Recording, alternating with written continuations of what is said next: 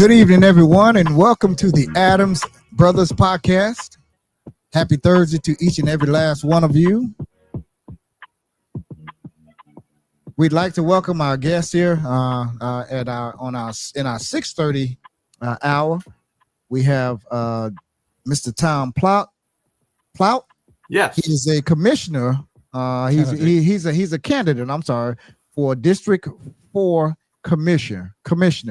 And he is looking to replace the current Vice Mayor Todd Drosky, and he'll be running for the District 4 seat. So, Mr. Tom Plaut, welcome to the Adams Brothers Podcast, sir.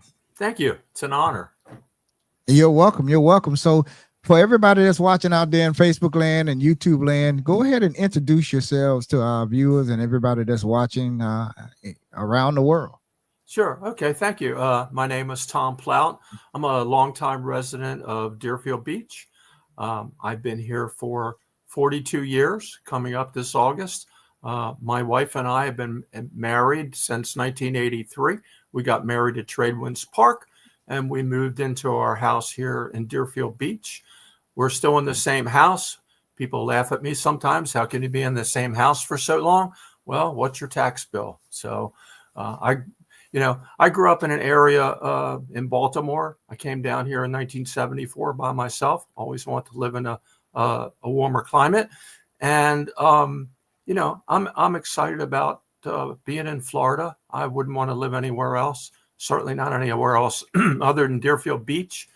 And when we moved into our house in 1983, Deerfield was really, it's 100 years this year, but it was very different back then. We didn't have, we had a 2-lane road, 50 miles an hour. I had to drive all the way to Federal Highway just to go to Publix.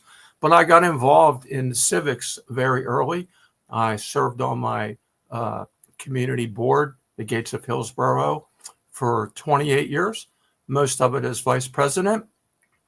And I seeked out the city commission and the mayor at the time and asked for a seat on the board. I was very fortunate to be put on the planning and zoning board here in Deerfield Beach in October of 2013. I was just an alternate at the time. And by the next election, I got a full seat on the board. I was appointed by Mayor Gantz and shortly after became the chairman. So I've been the chairman of the planning and zoning board here for almost 10 years, about 9 years really. And, it's really the premier board here in Deerfield Beach because everything that comes through the city stops at the planning and zoning board for approval after it goes to fire, after it goes through the building department, all the various back and forth that they do. And it's a wonderful thing the way it's set up because it's a non-paid citizens board, and the citizens actually can determine if it's something good for the city or not before it even goes to the commission. Sometimes they might shut something down, and the commission, doesn't approve it either. So it's been quite an honor to be involved in a city for this long. We raised our kids here. I have 2 girls, Christy and Katie. They're now 33 and 30 years old. Christy's a graduate of FAU, and my daughter was a Publix assistant manager, and she now works for a medical company. Okay. So I could go on, but I'm sure you got a lot of questions. Well, whatever. It was up to you to tell us whatever you wanted us to know about you and your family, and you certainly have been around for a while, and you've been active in the community, and you want now to be the commissioner here in our city and out in District 4. So, if elected to the commission next month, you're going to be dealing with a lot of money, a lot of taxpayer money. So if you're going to be dealing with money, you're going to have to be dealing with budgets and everything, and preparing budgets and not really preparing budget. That's the city manager's job, but you're going to have to look over it and, see what the fat is and everything. What is your experience with preparing budgets? Do you have any experience? Yes, sir. My whole life, I've been in the financial field. I originally was in the medical field. I repaired life-saving equipment, open heart surgery machines, dialysis machines. And I got out of the medical field, and in 1984, I fell in love with the financial services industry. In 1984, I originally got a life and health license. And in 1986, I got a federal license, a Series 6, that allowed me to sell mutual funds, like Templeton funds, retirement plans, 401ks. And I started a business in Margate. I started an office, and I started to hire people to work in my agency. And for that, in order to supervise them, I had to get a Series 26 principal license. So I built my company up. I had about 40 representatives writing a lot of mutual fund sales and retirement programs. I literally have thousands of clients still, even though I'm not active with an office. Over the years, people save money long-term towards their retirement. And I've done thousands of presentations with people for financial planning. I also had a Florida mortgage broker's license before the licenses went federal during the Obama administration. So I would go into a family, and I would look and see what their debt was on their credit cards, see if I could get them a small loan to pay off those debts and lower their payments. Typical family might have $10,000 in debt, and I could get them a $10,000 loan for about $160 a month for 10 years, whereby they were maybe paying $500 to the credit cards for the rest of their life. And it was kind of like a miracle. You know, people would cry at the table. And that savings I would put into a good mutual fund IRA program for their future, you know, $50, maybe $100 a month. I also, with my insurance license, by the way, I upgraded that to a general line so I could do homeowners and auto as well to save them money on that. But the life insurance, I would give them a straight term insurance policy without a cash value in it so that they would have the most money for their protection. So they might have no insurance and have a lot of debt. And when I walked out of that family, they might have a few $100,000 worth of life insurance, and God forbid something happens, their family is protected. And then if they made it to retirement, that money I put away could be quite a substantial sum. And so that's my financial experience. I still have those licenses. I'm doing my continuing education this month. So I understand how money works, and I've been doing financial planning. I can look at a budget, and that's my primary business that I've had all my life. Okay. All right. Sounds like you have a lot of experience in hand, you know, dealing with money. So my other follow-up question would be, Mr. Plaut, what are your thoughts on the level of spending in Deerfield Beach? Is it too much, or should it be less? Well, the reality is yes, it has increased, but there's a lot of things that need to be done. For example, I mean, public safety and health is the number one job of an elected official. That's what it is. And if you look at Deerfield Beach's budget right now, it's at right about $361 million. And you're like, whoa, it was only 375. I think we were told. I thought it was 360. Yeah, 360. But yeah, it might be 375. But yeah, go ahead, sir. Yes. So most people don't know that 60% of that budget is fire and police. Right. So this entire city has run on the other 40%. And under the leadership of the current commission for the last 8 years, the millage rate, which is the tax rate on your county bill, has not increased. So Todd Drosky likes to say that our city does a lot more with 40% of the budget than any other city. Now, moving forward, the state requires us to put together a 5-year comprehensive plan to show where we're going to spend the money. So, in fact, as chairman of the Planning and Zoning Board, I review that at a public meeting, and we hash it out. and of course it's prepared by the city manager and the financial and all that. Okay. Right. But the reality is our population has grown. We have 82,000 people now, and the structures around City Hall and the Dixie Highway corridor and Eller Street are atrocious.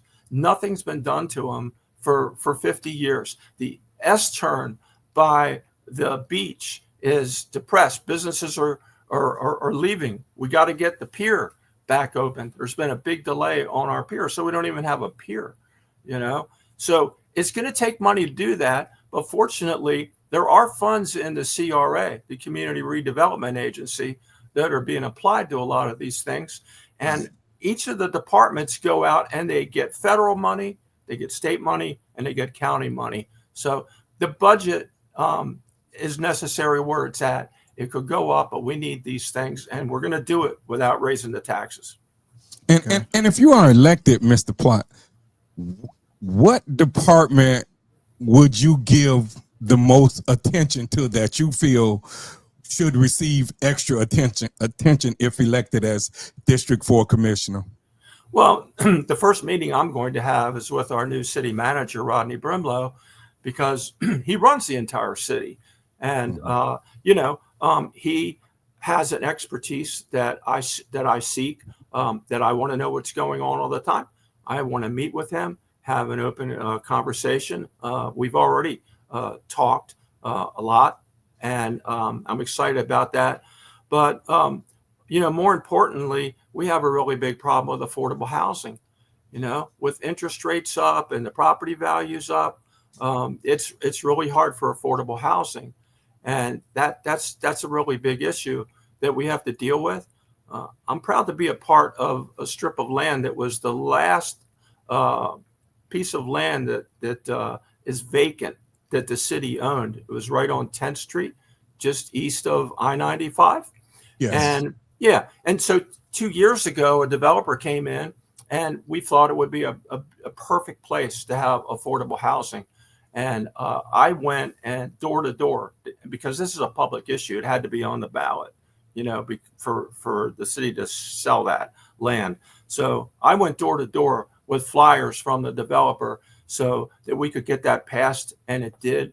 So that's, the CRA is the second department. I'm getting ahead of myself. The CRA is the second department that I want to go to. I want to make sure that they're doing everything that they can to get funds in, and that they're distributed where they need to be for the infrastructure, for the renovation, Pioneer Park, the Dixie Highway corridor, and the affordable housing issue. I was at the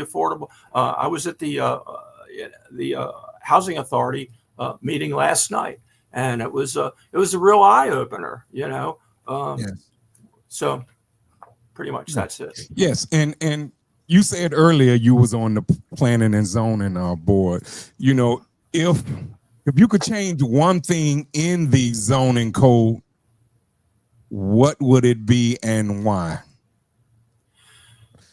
Well, it's more of a discussion of what we want in the zoning code to stay the way it is. For example, we don't want to be like Fort Lauderdale, and we don't want to be like Boca. We don't want skyscrapers. And right now we're limited with a 5-story height on our buildings, and we want to keep it that way. The live local, if you've heard of that before. Yes. Okay. There should be some areas that we utilize that. There's a lot of controversy about the apartment building down on Federal Highway, but the reason that the commission approved it is basically because that building could have been a lot higher. And when a developer wants to put up a live local, they can actually get around any of the requirements that the zoning board has. Yes, the governor passed the law, so it basically ties the city's hands all over the state, not just here, all over the state. So it does. Yeah, give the developers the power. Yeah, and we had a lot of pressure because that project, it hasn't started, but it's been going on for 2 or 3 years because they wanted to cooperate with us. they did certain improvements to the turn lanes and to the height of the building and the amount of the apartments and everything to deal with us. And if there wasn't that back and forth with the city and the developer, which the commissioners are criticized about, but if there wasn't that back and forth, then they could just say, you know what, we're just going to do the live local. We're going to go up 7 stories, and they could go up higher. If there's a building within a few miles of there, they could put something much higher in there. Yeah. Well, you can see where that's headed already. It's going to take a little while, but like I just said, the developers, they're going to have the power, and they have the power of the state behind them. And the live local law. Yeah. I'm actually happy with a lot of the things that Eric Power, the director of planning and planning services, and he's a very intelligent man. When he came in a couple of years ago, he revised the entire presentation to the planning and zoning board so that you could actually understand step by step what happened when the project was put together. And when I watch him talk at community events, people can name an intersection. He knows right where that is, and he knows what businesses are there and what's going on. So, we're lucky to have some of the people that we have right now. The city commission's also criticized maybe by some salaries that they give. That was the question I was getting ready to ask you too, Mr. Plaut. Too. Yeah. Do you think that the high end employees are overpaid? I was leading into that. If you went there, if you look, at the last city commission meeting, there was bannering around what to pay the city manager. They settled on $235,000 a year, health insurance for his family and everything. And if you're making $40,000 or $50,000 a year, it sounds like a lot of money. But if you look at all the other cities, the heads of the different departments in this city are right at the bottom compared to what other cities are paying. And so you don't want to try to save a few dollars by paying them less, because they're going to jump ship and go somewhere else just for another $20,000 or $25,000 a year. If you want somebody who's competent, and the people that are running these departments are really running the city with our oversight, you have to be willing to pay that kind of money. Yeah.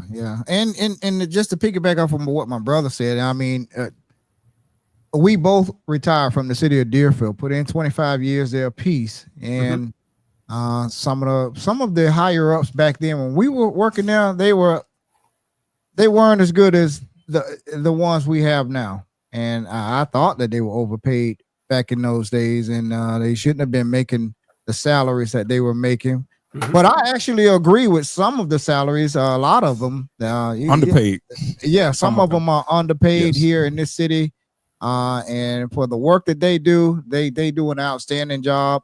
I wouldn't have said this 15 years ago when I was still working there, because I didn't see that. It was a bunch of incompetence and they didn't deserve the pay that they were getting. I would say right away, let's cut these salaries. But right now, can some salaries be cut? Maybe, but in some cases, I think they need an increase, and that's just my opinion. Yeah. Well, we got to keep up pace with inflation, and of course, I don't know any employee that ever thought that his boss was not making enough money. So, yes, and Mr. Plaut, do you believe? Because I know we have seen candidates across the city here say that there should be a 10% reduction in taxes.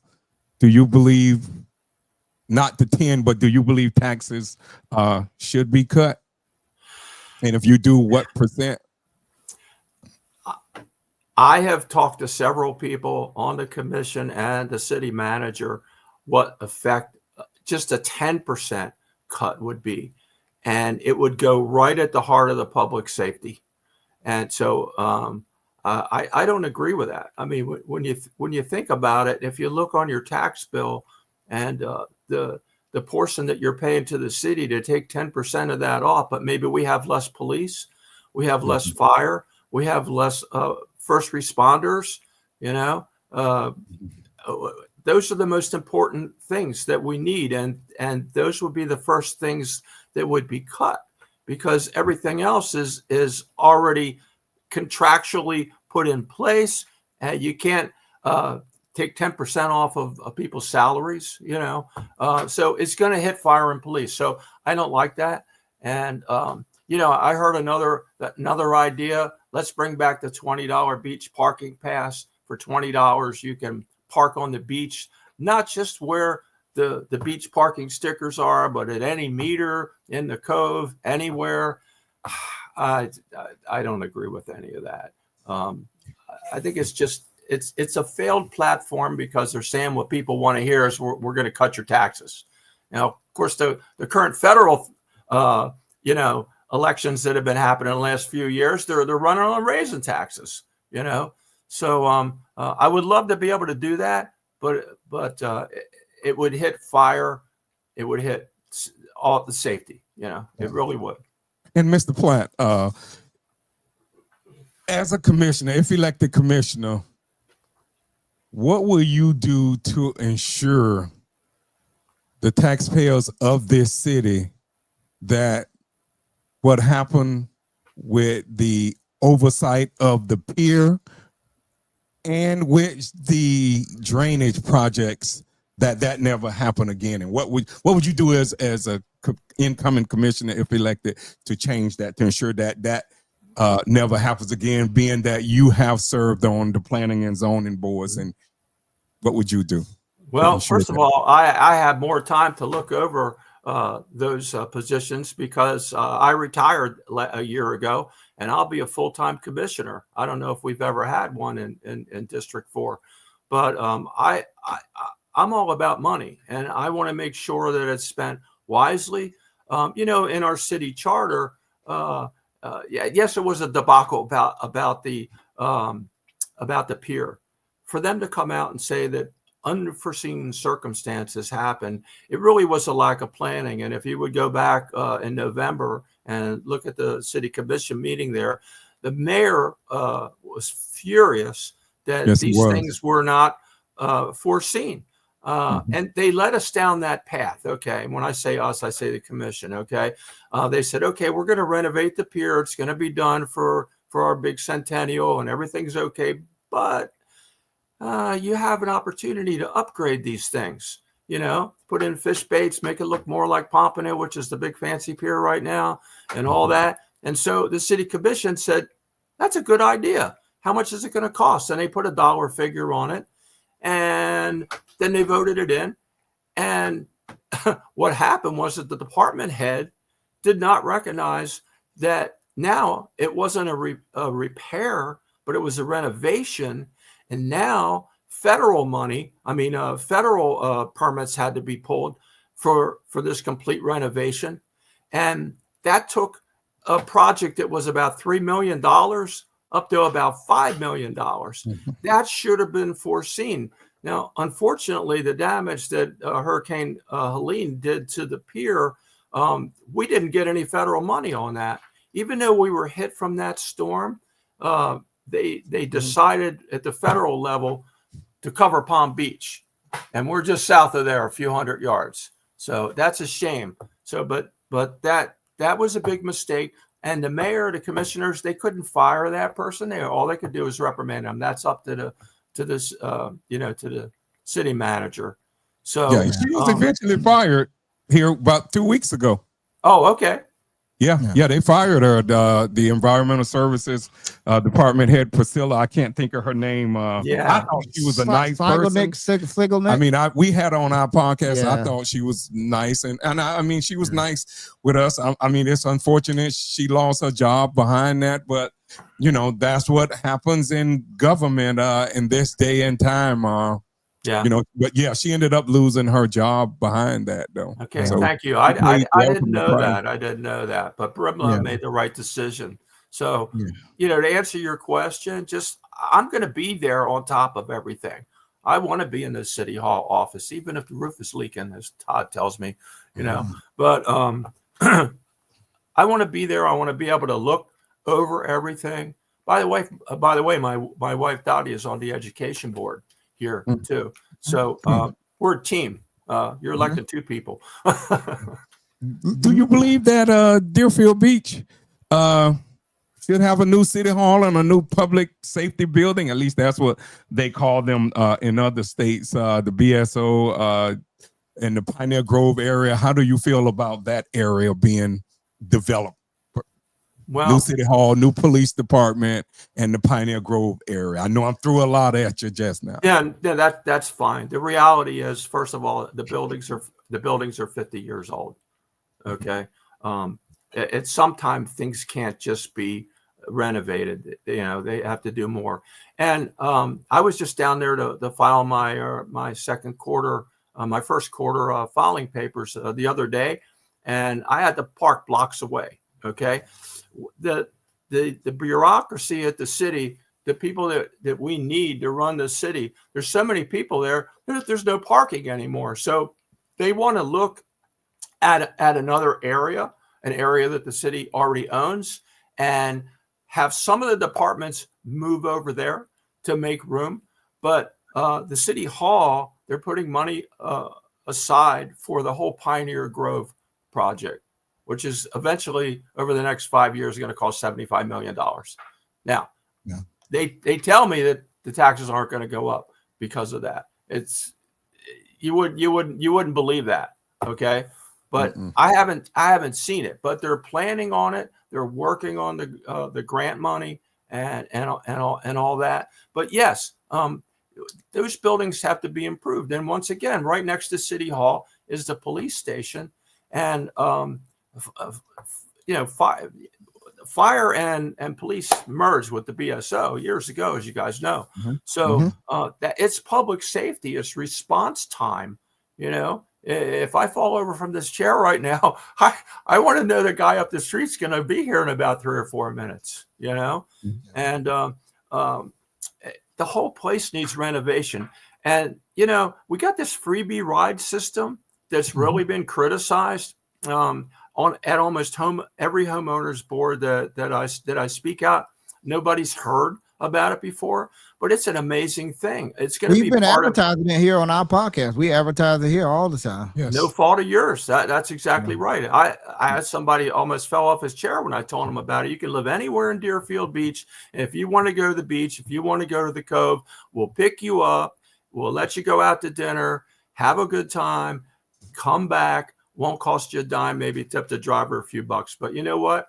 Yeah. As we put Pioneer Grove together and we renovate City Hall, we renovate the police station, we put affordable housing as one of the things right there in that area, public space. I don't know if you saw the brochure, but it's going to have a 1930s flavor on the buildings.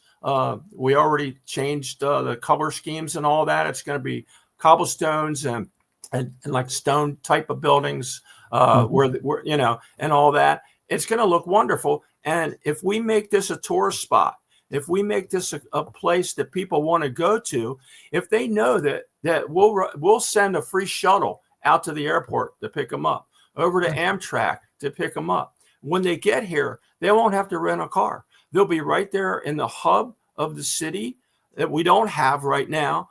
And they go to restaurants, they can stay in the hotel, they can walk the streets, and guess what? They get on a shuttle and they can go to the beach and come back. We could make this a tourist mecca. Yes. We could bring in extra money. And the mentality that some of the opponents have here, they want to get in power, is that this is all going to be done with raising taxes on the people that are here right now. That's not the way it has to be. We need to make this a tourist center. And, you know, and that's what Pioneer Grove is all about.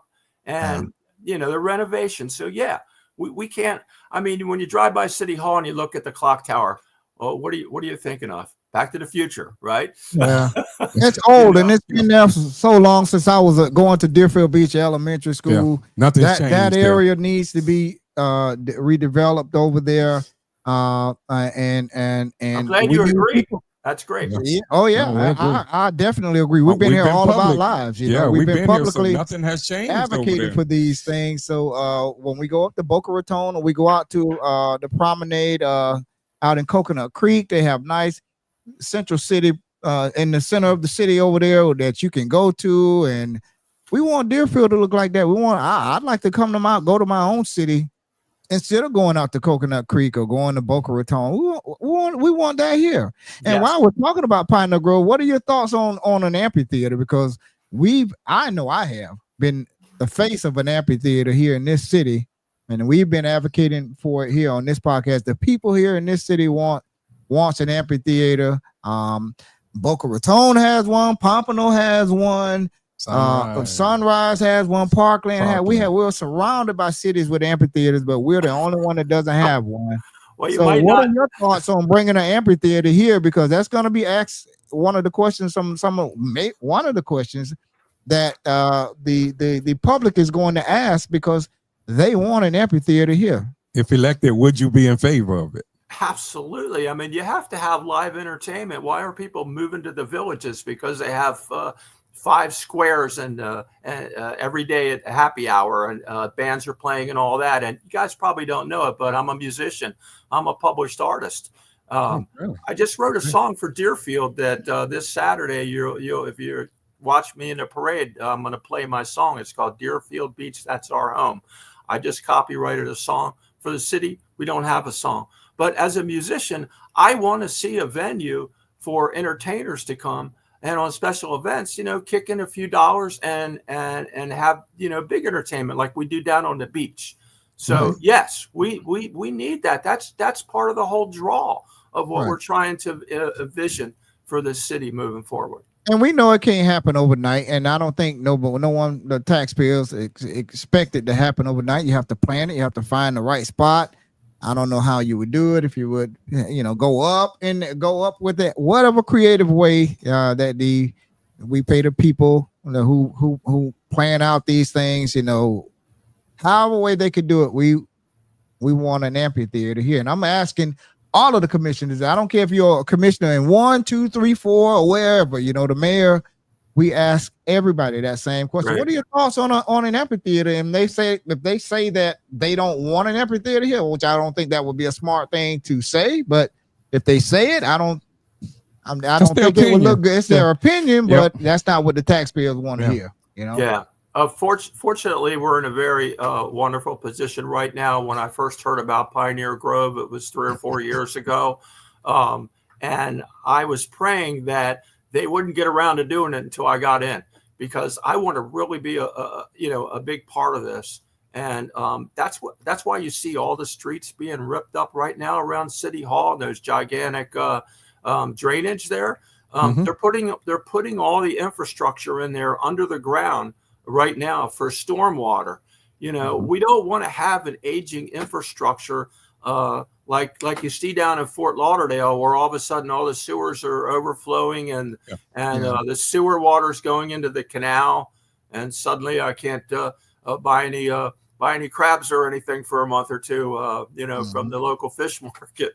So we can't have that happen. So I mean, the people are very committed to this city that are working in the different departments is my assessment of everything. And they're planning this right. They're doing it literally from the ground up. So we don't want to have flooding. We don't want to have sewage problems. We want clean water. We want trash pickup. I don't know another city that has a weekly bulk pickup like we do. We need to keep that going.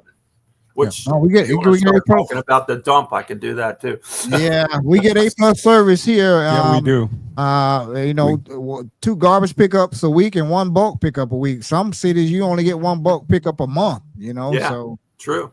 Yeah, and the guys, hats off to them. They work hard out there and they do an outstanding job here. So kudos to them. I don't have any complaints at all with our garbage pickups, and so kudos to the guys out there in Public Works out there. Yeah, they're so polite too. I mean, they'll wave to you if you wave to them. I love it. It seems like people like their jobs. I mean, I think so.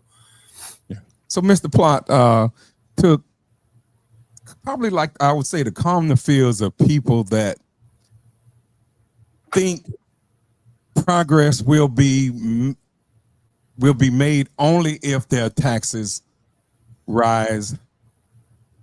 What other plan would you have to supplement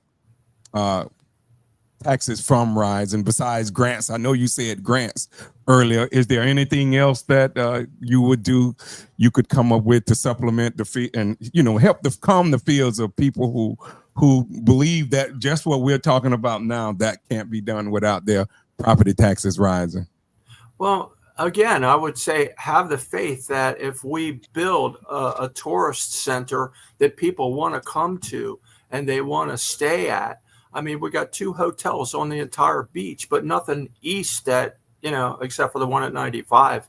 You know, if we build something that people want to come from other places to come to, then they're going to spend money. We're going to we're going to have taxes. You know, the secret of America, it's not a secret, but the strength of America is small businesses, and the businesses are dying on the vine. So if you bring people here, if the businesses are thriving, you don't have to raise taxes because you're bringing in all that extra money that way. Mm-hmm. Would you be for tax breaks for small businesses? And in the past, that's one question. The next question would be, in the past, I remember like maybe 40 years ago, we used to have something here, and I know a lot of the black businesses, we used to have a lot of black businesses here in Deerfield back in the days. And I know a lot of the guys that did have a business that we know personally told us back then, I think that they offered like some type of low interest loans or something of that nature. Would you be in favor of something like that? That's the second question. Would you be in favor of that?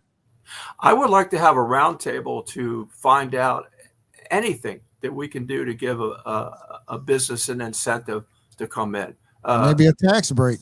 Yeah. Well, yeah. I mean, that would be the tippity top thing. But you know, we can also you know, do other things to help them with the building. You know, give them some. I mean, not just tax breaks, but if you're bringing a business in here and you got, for example, once again the freebie ride system that's going to bring customers to your business. I would rather have my business here in the city that does something like that than have them come and pay for parking to go to my business or not even have a place to park, you know? Yes. Some type of incentive. Yeah. So, I mean, certainly a big part of the redevelopment of this city has to focus on what are we going to do to attract the small businesses. And that is the marching orders of the economic development department, you know. So we need to keep a handle on that. What are they doing to get business in here? And I mean, we don't even have a chamber of commerce anymore. Most people don't know there is no Deerfield Beach Chamber of Commerce. It's merged, or it's a good word. Oh, they merged with the Fort Lauderdale Chamber. Well, the reality is it moved away from here. So we need to get the local business leaders, you know, together. Michael Hudak, District 1. You know, he really wants to try to get that thing going. You know, I think his district is suffering the most because of the downtown area. And he wants to do something about it. We all want to do something about it, you know. District 4, we're out west, so a lot of the buildings are newer. There's a lot of things that you know, I'm concerned about, you know, out here too. We don't want the waste management to be able to raise the height of the dump here. I've been going down to the county commission meetings to hear about that, and the last one was really telling because waste management got pushed into a corner where they had to admit that, hey, we're going up to 225 feet. We want another 100 feet. But they finally admitted that the membrane underneath all of that is actually leaking into our aquifer. That affects the people, you know, with our quality of life in the water. And if you think about it, the aquifer, there's 2 aquifers, and one's deeper than the other.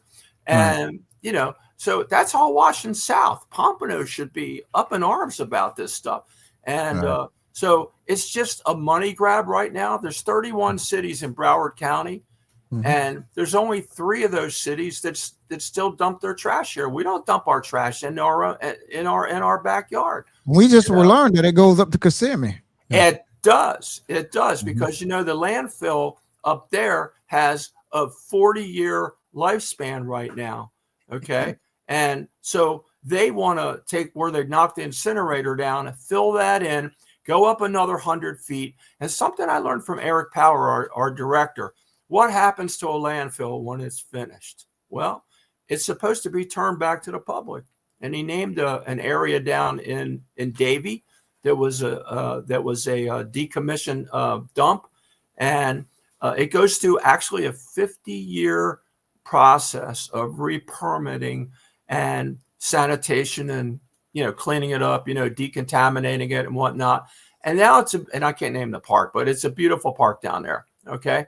Well, the tragedy about this is we're never going to be able to return that to the people for future generations, even at the height that it's at, hardly, much less another, you know, 100 feet up there. You know, at 325 feet, that's higher than the Statue of Liberty. You're going to see it everywhere.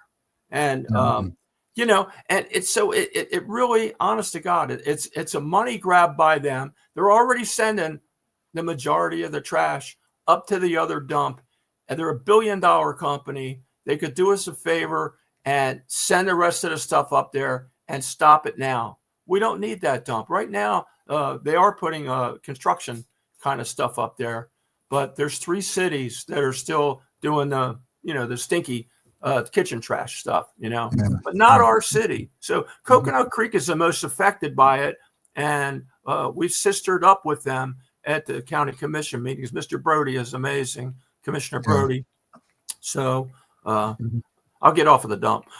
Yeah. You can go ahead. Okay, Mr. Plaut, if I want to switch it up just a little bit here. If elected to District 4 Commissioner, you're going to be voting on issues that concerns District 1, 2, 3, and 4. And we live in District 2.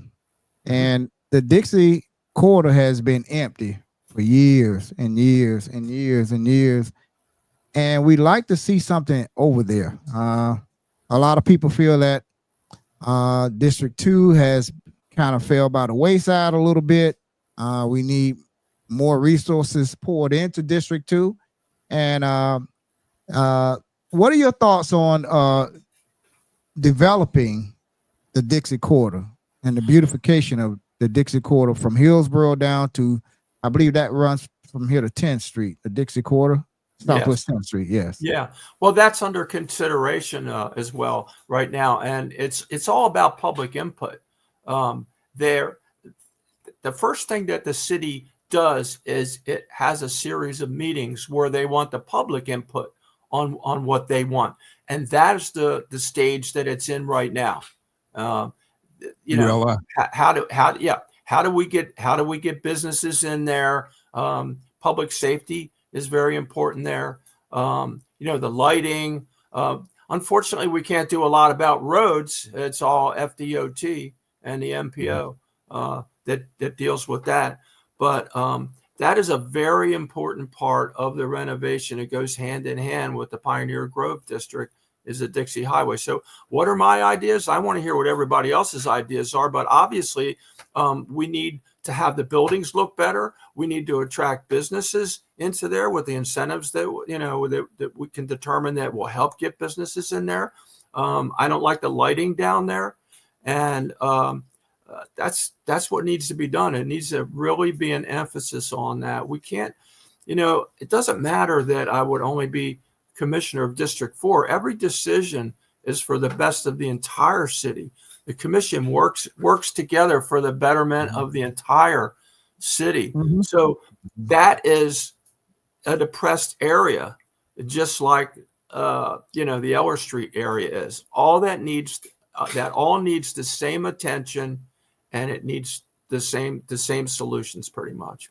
Yeah, and exactly. And then not only that, you know, the lighting, like you mentioned, the lighting, like they'll repair the lights. You know, we're in the dark all over this city here. Yeah. One of the other candidates we had on yesterday was complaining about the lighting. It's lights out in every city around this county here because the thieves are stealing the metals in there, the copper or whatever is in there. And as soon as they repair them, the lights come back on, they go back and they take it again. So that leads me to my question.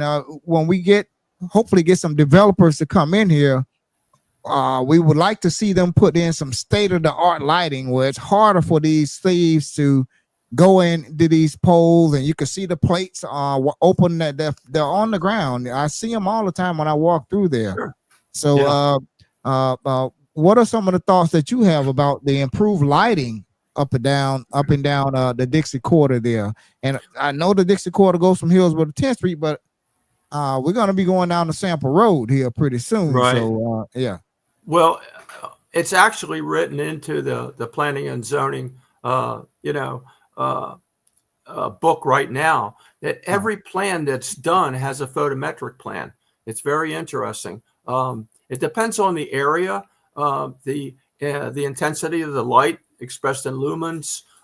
It gets pretty complicated. I mean, they have an entire, besides besides what kind of trees you put in and plants and things like that, there is a plan already in writing for what the photometric plan should be on any project. So they wouldn't be able to design anything down there that didn't have adequate lighting. It also goes like if we're closer to the ocean, that the lights have to, have a whole nother tint to them. They have to be put down for the turtles and all that stuff. We don't have that on Dixie Highway. That needs to be pretty lit up. It's a commercial area. It's not like we're shining lights in people's bedrooms and things. Especially at the intersections, all the intersections from even at Hillsborough, 10th Street, even over by the post office, all of those intersections are so dark. I mean, I think that has been one of my main concerns for years, and I don't think that has been addressed. And I know I have spoke on it a few times, but I would definitely think if you are elected, please address that. The lighting at the intersections should definitely be more brighter at night. Absolutely. I'm sorry. I get out of these. Go ahead. I'm sorry. I was just going to say, I get out of these city commission meetings sometimes 10, 11, once in a while at midnight. And to get on Hillsborough Boulevard, it's really hard to see. I mean, yes, I it got is. Glasses on, and it's really hard to see. I mean, and what's scary to me is if I take the back route to come out of the city hall through the warehouses and stuff, I see a lot of bicycles and people on these electric scooters that they're going so fast, and at night and late, and no lights, no reflectors. They don't, they have dark clothing on and everything. And I don't just look for cars anymore when I'm going through an intersection. I look to see something flashing in front of me at 30 or 40 miles an hour. And if there was more lighting, then I would feel. I don't feel too good driving home at night. I understand how dark it is. I know I don't. Ridiculous. Right. Yeah. And also I'd like to ask about the I know the Dixie Quarter is again from Hillsborough to 10th Street, but what about from Dixie Highway to, I believe, was it I-95 or I-95? We'd love for that area to look like, and I know some people always say don't compare us to other cities, but I'm gonna do it anyways. Okay. If you ever drive downtown Delray Beach, and if you get off on Atlantic and you go east there, it's beautiful all the way over to the Intracoastal. Beautiful. And when you get off in Deerfield Beach and you come east, if you ride just from I-95 to Dixie Highway, and if you look, it's not that welcoming. No. But when you cross the tracks there, it looks really nice from there all the way over to the beach. Yeah. So we've been asking for years. We want our beautification coming from I-95 to Dixie Highway, the nice paver sidewalks and the palm trees and maybe some lights on the trees or something down there. We want it to look similar or even better than what Delray Beach has and up in Boca Raton. So what are your thoughts on that? Well, we have to rally the people to come to these meetings, because the city really doesn't want to take one single step forward to do something until they hear from the people. They want to be able to say when the project is done and somebody has a complaint about it that we went out and we talked to the people. And I would suggest that people subscribe to the Buckygram, the email that comes out every week, and also each commissioner on Friday publishes their own email. But the Buckygram that just started this past year has every single meeting that is going on to the public, things that people don't know about. Like we had a Northwest Corridor meeting at Constitution Park last Monday night. I was happy to see 25 or 30 people there. It was great. But absolutely in that plan, it's just an idea.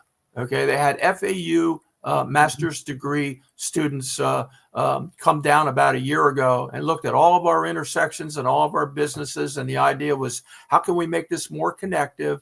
How can we make it safer? Like Vision Zero, our program to have no fatalities in the city.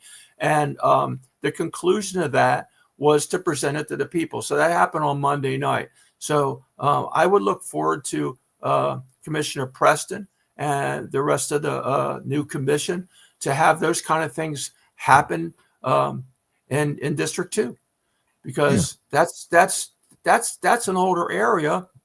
All the eastern areas are older, but that needs the most help. It needs some attention. It really definitely does. Needs some attention, and we've been saying that for years. Even for the 5 years we've been podcasting here, we always talk about, when people come on our podcast, we like to talk about things specifically here in District 2, because that's what we live. And our family's been in this city since 1913. Wow. We've seen it all. We've seen Pioneer Park look the same for the last 50 years. And we've seen the area that we're in, District 2 over here.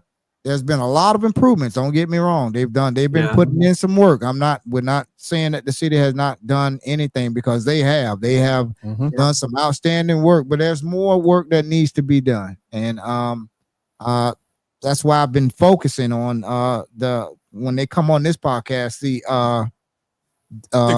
Dixie Corridor and Hillsborough, Southwest 10th Street. Yeah. We want those to look warm and welcoming to people when they're getting off going over to the beach. They want to, oh man, this is nice. They want to see it looking nice and not depressing. I-95 all over to the beach, Yeah, right. It can't be a little drop off, It can't be a flyover area like for some administration. Right. So when they go from Washington to California, and they don't even look out the window, you want to have it beautiful all the way down, all the way from one end to the other. And I have a question concerning your district, Mr. Plaut. What are your concerns, most pressing concerns in District 4? Because I know we talked about a lot of other districts, but I want to hear some concerns for your own district where you live at. Well, the I-95, the Sawgrass being connected to I-95, that is a project that we could no longer put off, that FDOT is going to start. That's the biggest thing in my district. Todd Drosky has been on top of that all this time. The MPO part of the Florida Department of Transportation. There's an MPO representative for each one of the 31 cities, and so they all vote on that. And the further away they are from Deerfield, the less they care about what's going to happen there. So they did hold a lot of meetings for like almost 2 years where they gave us 3 different options, how it would be: a tunnel, a flyover, all these different kind of things. Well, right now, the infrastructure is starting for that project. It's going to take 5 years. And the people in my district are right where that's happening, where you get off the Sawgrass Expressway, and there's going to be, if you're going north on the Sawgrass Expressway, there's going to be a decision point, as they call it. You go to the right, and it's going to be a local road, and you stay straight, and you're going to 95.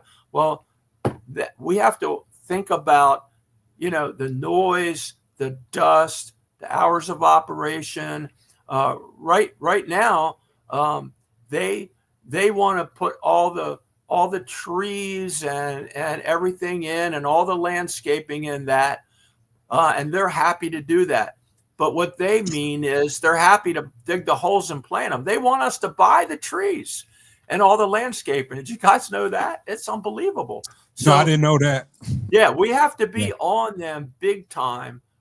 This was the thing, Todd Drosky always says that issue was the one that got him elected to the commission at first. That's how long, 8 years ago, this has been happening. Okay.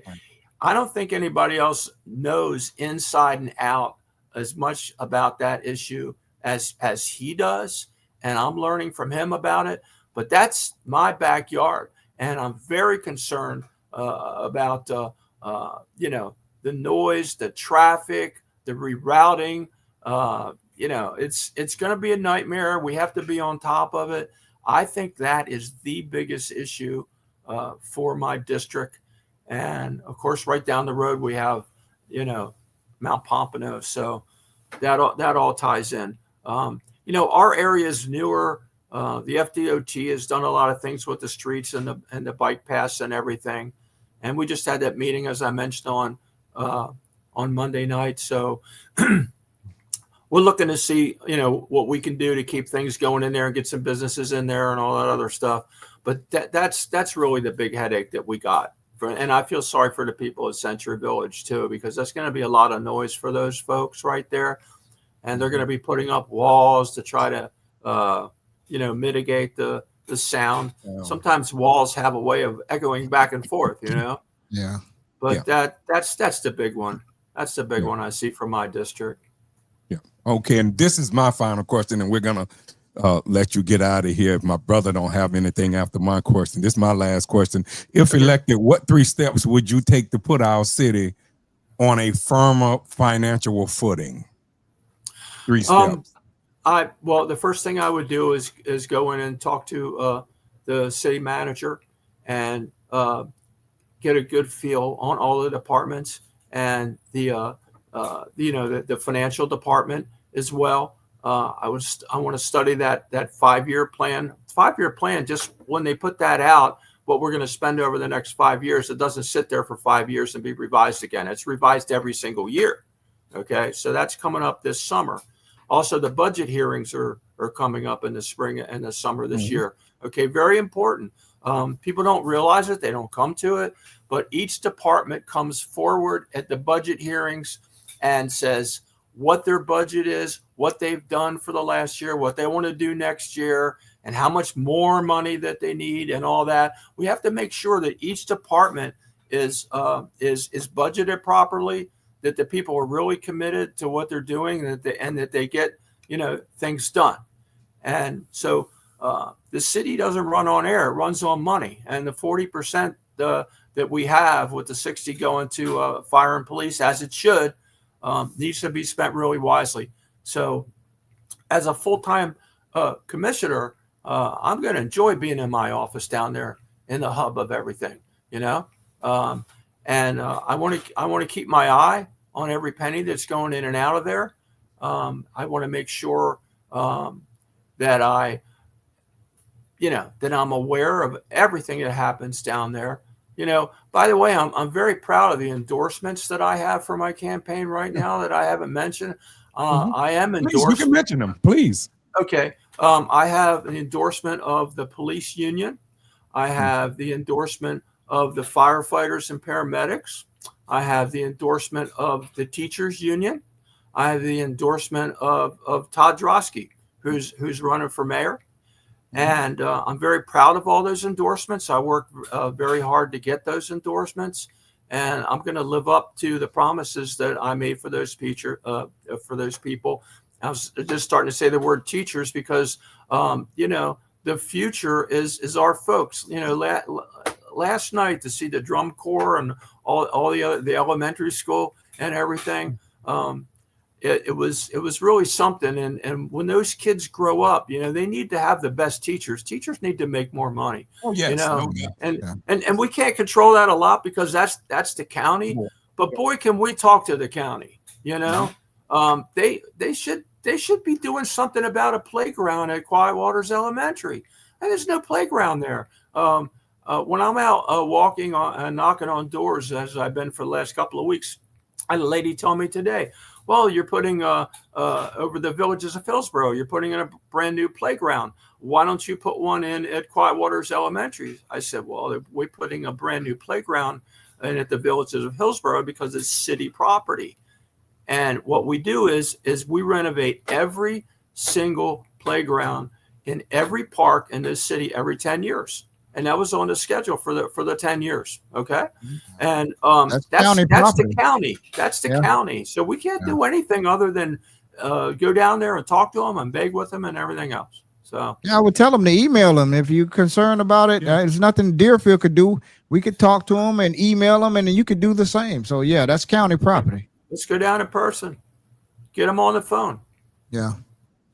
All right, Mr. Plaut, I don't have anything else for you. So here, in 2 minutes, look into the camera and tell the people out in District 4 where you live why they should elect you as the next District 4 commissioner in Deerfield Beach, Florida. 2 minutes.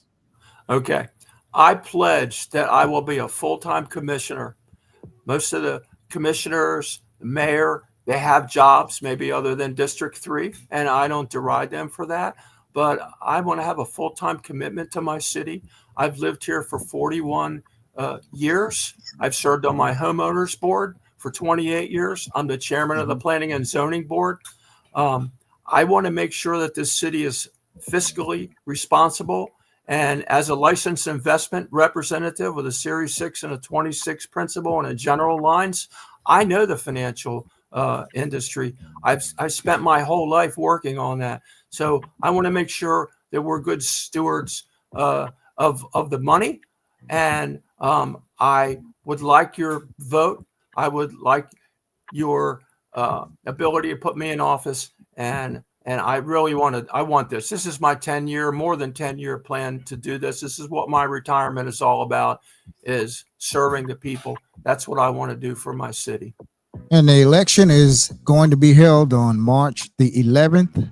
Yes, sir. Here in municipal election here in Deerfield Beach. So come out and vote. Vote by mail. Come out and vote. You have to get out and vote. Yes, don't complain. You have to get out and vote. So that's right. If you want to mail in vote, you can still get that by February 27th. Okay, but there's no early voting. You have to go out on March 11th or get that mail-in vote right away. Go to the supervisor of elections and order that if you want. It doesn't come automatically anymore. Right. And the polls are open 7 in the morning to 7 p.m. Thank you. Thank you, sir. All right. Thank you. It's been a pleasure talking to you. We've been talking to candidate for commissioner in District 4 Deerfield Beach, Mr. Tom Plaut.